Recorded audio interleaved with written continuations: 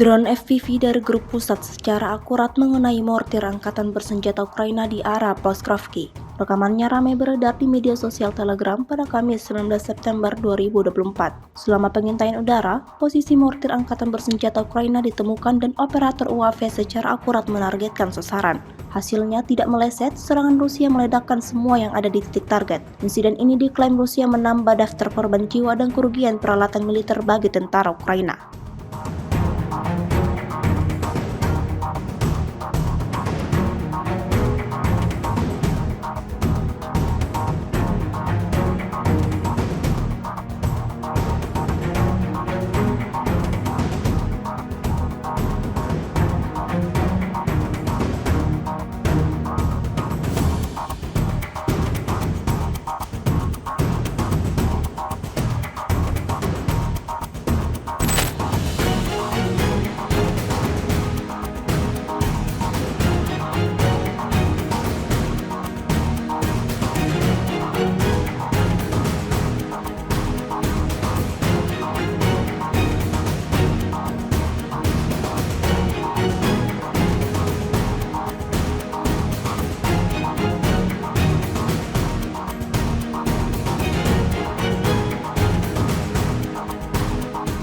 Download Tribun X sekarang, menghadirkan lokal menjadi Indonesia.